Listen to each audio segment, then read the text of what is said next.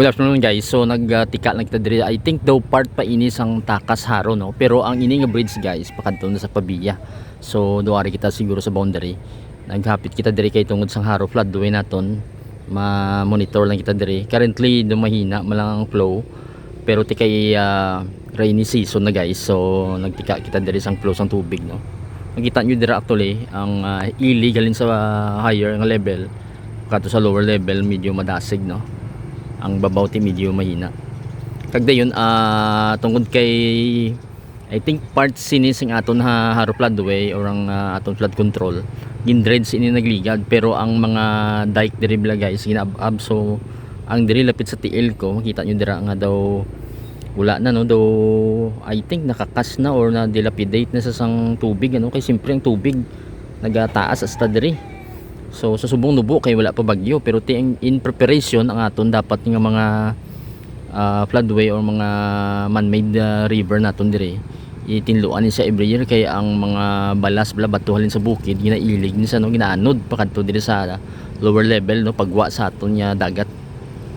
So ini makita nyo dira nga may partly may reapplication sa aton ding embankment or ang dike naton no. So malaba na ini pila na ini ka meters. Sa last time nalabayan ko pero wala nato ma video. So dito kita na yun sa may dring area. Sa dra na kita na yun nagadulog lang, nagtika lang kita.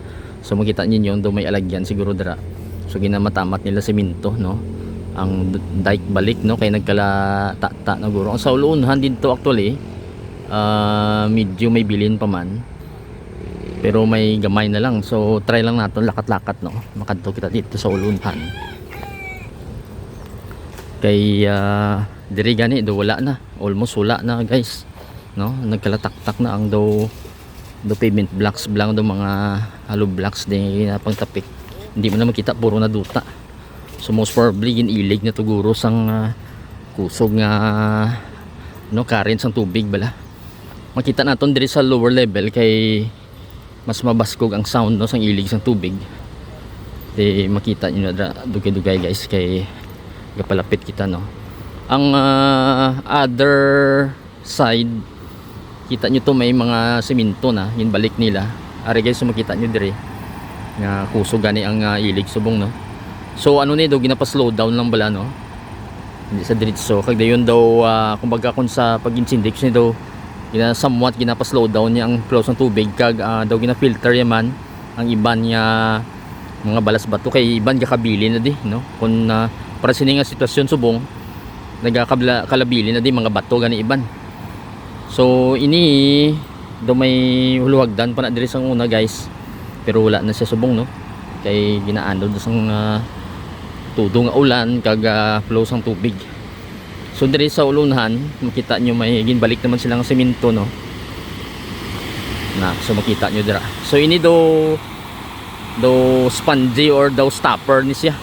Makita nyo dira nga nagapa slow down sang flow sang tubig. So naka-layer ni siya. So do gahagdan bala guys So makita nyo dira taas diri tapos manubo tapos diri do may mga blocks no do pasol nga mga semento. And then amo na di ang normal guro nga salog yan no. Makita nyo dira may hagdan gili dito. So amo na siyang flow para mapahinay bla.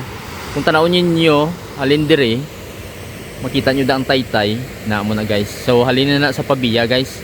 Pakadto na ini pagwa sa aton nga I think sa Aganan River no. Dayon tadlong ni sa pila kilometers no. Pakadto na sa baba sa aton tong baybay no. Facing sa Gimaras dira sa may Balabago Haro bala. Ang inigili nga taytay kung makita nyo dira is ang pakadto ni sa Lanit. So after po sina amo nang next sa taytay amo nang sa may Balabago. So gincheck lang din natin guys kay kita ko nila time do may ginaobra dire.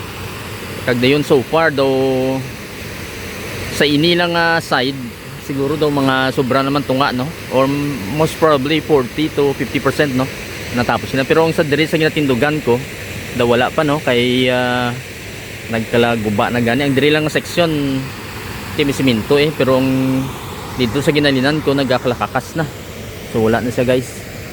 So crucial ini kung nagatudulan ka nagabulubagyo kung nagataas tubig bla halin sa mga bukid So ma-flow na diri dapat.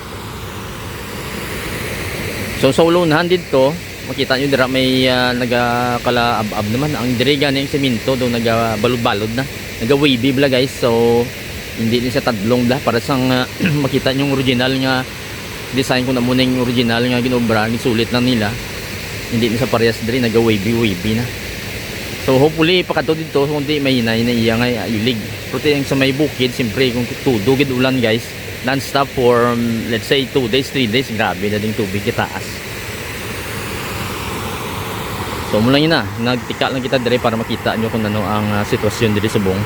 So manami actually tanaw na ang iban gani kung kisa like since tigululan na pero kung kisa may nagakadto na din yung mga pamilya nagalangoy-langoy dira sa dalong guys, nagapulupaligo sila.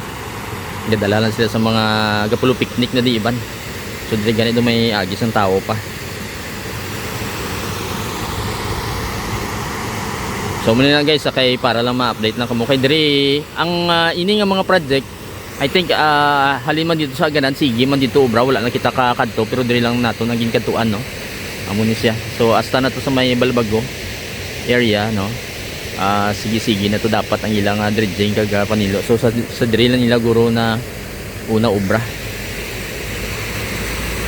Okay guys, so mula yung nanay. To the next videos and updates. Thank you for watching.